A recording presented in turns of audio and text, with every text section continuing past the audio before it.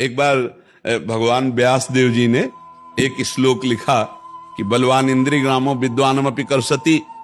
इंद्रियां बड़ी बलवान, जो बड़े बड़े विद्वानों को भी खींचकर भ्रष्ट कर देती है। इसलिए एकांत में अपनी बहन के पास बहुत समय तक नहीं रहना चाहिए, अपनी बेटी के पास भी बहुत समय तक नहीं रहना चाहिए, और पुत्र जवान हो तो एक सैया पे एकांत में मां को भी नहीं लेटना चाहिए।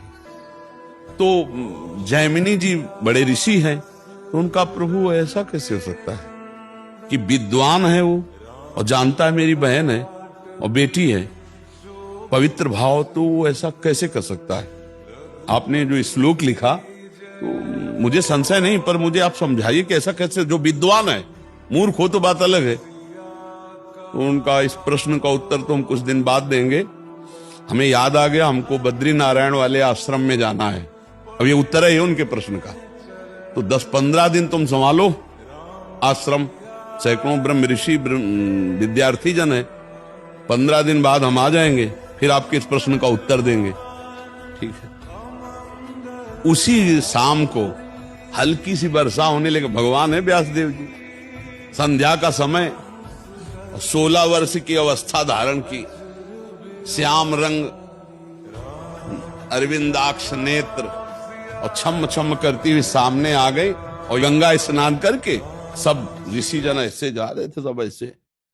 तो जयमिनी जी के पास आई और कहा, भगवान रात्रि का समय आने वाला है, बड़ा भयावह है, मैं अपना घर भूल गई हूं, आज रात्रि अपने आश्रम में आप जगह दे देंगे क्या? उनका नहीं, गुरुदेव बाहर गए हुए हैं और सख्त आदेश है, ब्रह्मचारियों का स्थान है, यहाँ स्त्री प्रवेश निषेध। प्रभु स्त्री की बात नहीं है, मैं आपकी शरण में हूं, मेरी जान का खतरा है, मैं अकेली हूं जंगल में, और शरणागत के लिए तुम्हारे गुरुजी ने समझाया कि शरणागत की रक्षा करनी चाहिए। अब गुरुजी हैं, उनको कौन काट सकता है? जैमिनी जी ने कहा, बात तो तुम्हारी सही है कि तुम्हारा स्त्री शरीर है, अभी देखा नहीं, स्त्री शरीर है और गुरुजी है नहीं, और तुम्हारी रक्षा भी कर। अच्छा, ऐसा कर सकते हैं कि हम अपने आश्रम में एक झोपड़ी खप रहला था, उसमें अलग आपको दे देंगे, दरवाजा लगा, आप बंद कर, मैं भी कहूं तो दरवाजा रात्रि में मत खोलना, सुबह निकल जाना। तो उनका, जैसी आपकी आज्ञा, मेरी रक्षा हो जाएगी, चलो दूर चलो, और वो कुटिया है, जाओ दरवाजा अंदर बंद कर लो जाकर, यहां सब ब्रह्मचारी रहते हैं।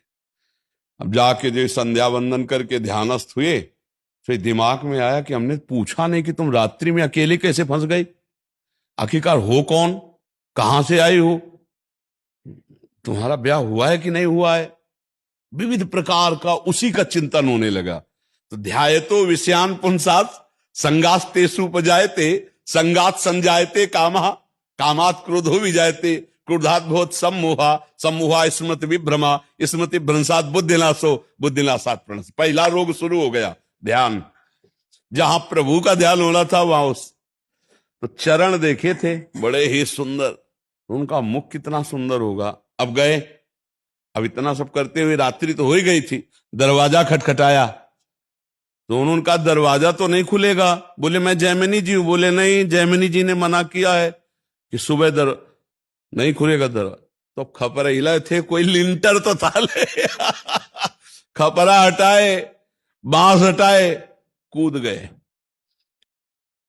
देखा तो वो सुंदर रूप, क्योंकि भगवान ने धारण किया था, श्याम रंग छटा छा रही थी एकदम, इंद्रनीलमणि कांति, नव यौवन अवस्था, देख के मुग्ध हो गए। अब सब पूछना भूल गए कि तुम कहां से आई हो, क्या कुछ नहीं पूछा, तुम्हारा ब्याह हुआ है? नहीं। तो तुम ब्याह कर सकती हो? हाँ, हमसे कर सकती हो।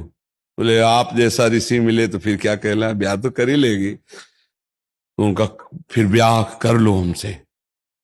तो उनका शर्त है, जहां आप स्नान करने गए थे वहां काली जी का मंदिर है, वहां तक अपना मुंह काला करो, हमें पीठ में बैठा लो और वहां तक ले चलो, फिर वो आम जयमाला डाल देंगी तुम्हारे। तो सोचा अंधेरे का मामला है, बोले ठीक है। काम कितना प्रबल होता है, मुंह काला किया, पीठ में बैठा ला, घुटने के बल चले। जब वहां पहुंचे तो 2 थप्पड़ मारे। तब उन्होंने देखा तो भगवान व्यासदेव जी ने कहा, श्लोक गलत है कि सही? बोले, गुरुदेव सही है, क्योंकि इतने बड़े विद्वान जैमिनी ऋषि तो बोले तुम्हारे लिए तो संपूर्ण जगत जननी के भाव में देखो या बेटी के भाव में देखो या बहन के भाव में देखो, तुम्हारा भाव क्यों बदल गया? इस श्लोक में लिखा है कि गलत है? कि बोले गुरुदेव पक्का सही, अब कभी जुड़ रहा। तो ये बात है कि बड़े बड़े विद्वानों की बुद्धि एकांत में संयोग प्राप्त करने के लिए भ्रष्ट हो जाती है, इसलिए बचना चाहिए शास्त्र आज्ञा से।